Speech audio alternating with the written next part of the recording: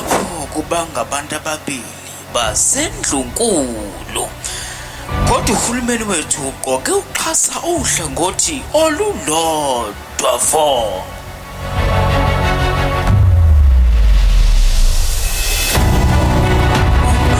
Francois Rogers ungumphathisi wezezimali KwaZulu-Natal ngesikhathi ekhuluma waveza ukuthi bazokhipha u10 million wamarandi wokuxhasa isilo ngezindleko zecala sina sizange sinikwe lutho.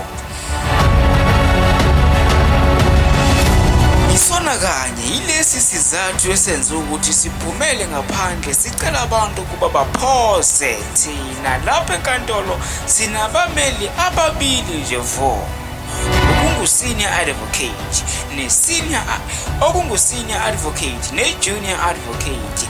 Engingakusho nje ukuthi le mali ifika ezigidini zamarandi lapha emhlabeni kunzima unqoba icala. Uma ungenayo imali icala lingakudla impela ngenxa yokuthi awunayo imali. Nakuba isimemezelo siphume ngempela sonto eMatasa. Abantu abanye bakwazile ukuphonsa, abanye bakwazi nokungithumelela ubufakazi bokuthi sibephonsile. Njengoba amaholide sedlulile, nginethemba lokuthi sizonyuka nesibalo sabantu abaphonsayo.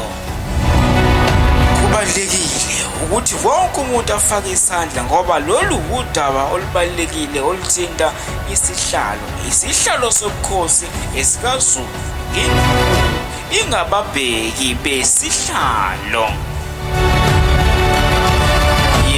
Yebo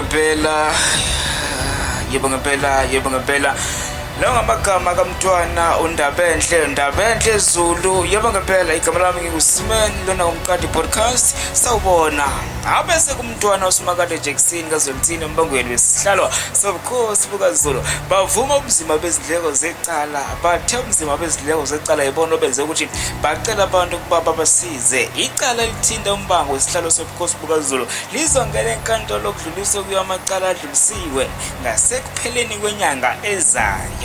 Leli cala laqala ukuqulwa enkantolo enkulu ePitoli lapho inkantolo yachitha isinqumo sikaMengameli Cyril Ramaphosa sokuvuma uqoka kwesilo uMisizulu sinqobile kaZolithini ngempela sonto. Abese kuMntwana uSimakade bakhipha imininingwane yasebhange lapho benxusa abantu ukuthi baxhase ngezindleko zecala.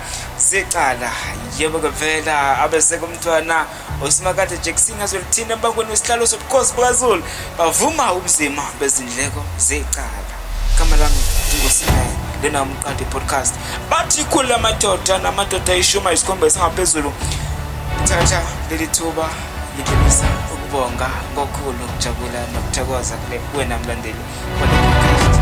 Ngiyabonga. Ungakhohlwa ukulike, ukushare, ukusubscribe, ukucomment mangungabe kukhona okuthile othanda ukuphawula ngakho.